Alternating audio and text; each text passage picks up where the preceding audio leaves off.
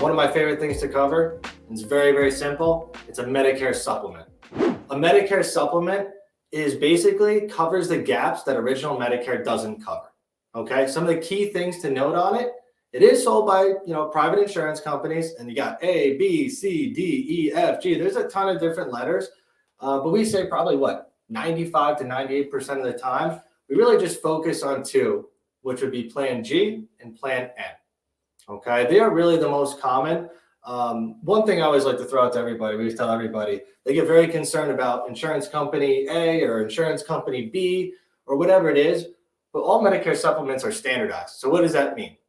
It means whether I get insurance company A or insurance company B, it is going to have the exact same coverage. There's no difference. The only difference is different price, different area, depending on where it is.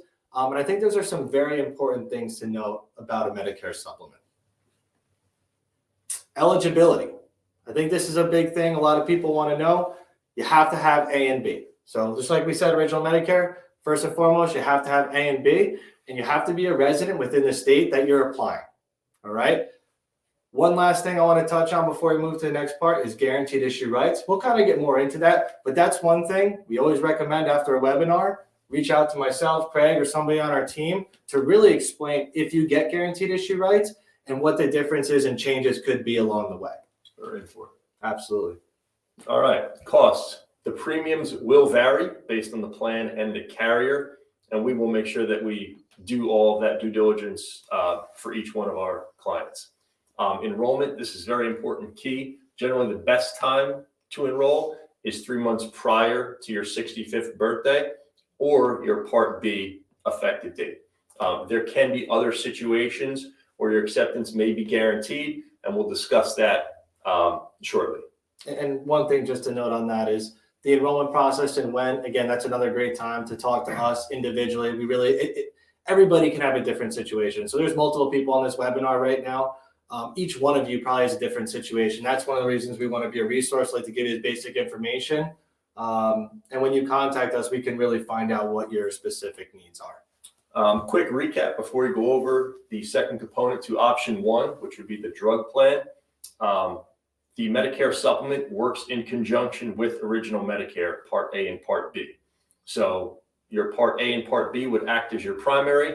Your supplement would act as your secondary. There are no networks to worry about. You go to any hospital that you want that works with original Medicare. Medicare Part A and Part B does its thing, and the supplement picks up the difference. Absolutely. So one last thing to note on what Craig just said, supplements are great. There's no network, but one thing it doesn't include, Part D prescription plan. So that's one thing where people get confused. They're not sure. They think they have A, B. Now they have a supplement. They think they're completely covered, but Part D prescription plan is separate. So it is an extra thing that you have to do when you do a supplement. And we kind of just try to help you through that process. So one of the key things, and I know we're on this slide with prescription drug plans, it's only offered through in private insurance companies. And again, you must have A and B to qualify. The cost of these plans are really going to depend, right? So it's going to depend on your personal situation. Each person obviously has their own list of prescriptions, how often they take them, and what the doctor prescribes.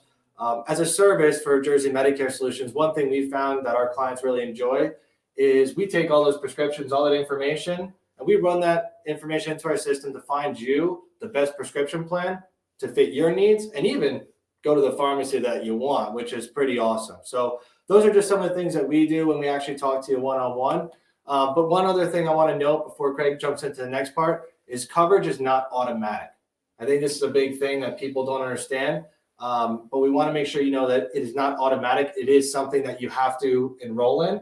And there are penalties involved with Part D. So again, that's another thing to talk to us about individually to make sure that you do not get hit with any Part D penalties. Very important. And as Tom mentioned, there is a lot of homework involved in making sure that you are aligned with the correct Part D plan. Because again, we take into account the prescriptions you're taking, where you live, the pharmacy that you're using, and find the best plan for your situation. So very, very important. Also important that you review that plan annually with us. Yep.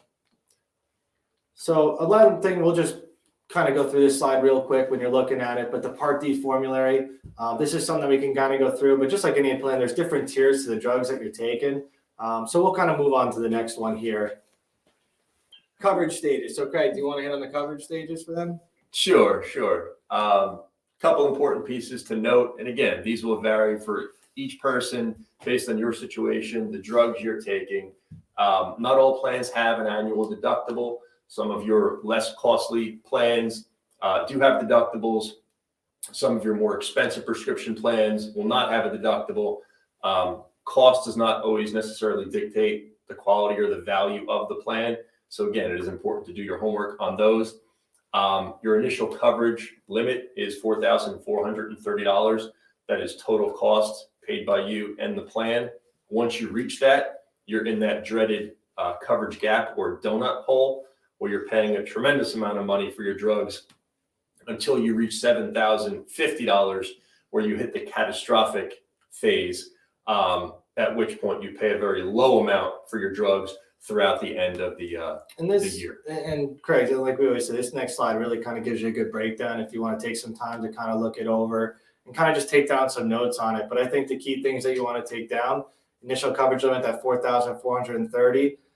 Your coverage gap donut hole. Basically, you pay 25% once you hit that donut hole. So just taking a couple of these numbers: catastrophic coverage, once you hit that $7,050, you end up dropping down a lot more. And that's something that we just like to make people aware of. And again, not everybody's always going to hit the donut hole. Depending on your personal situation, this could be different for everybody.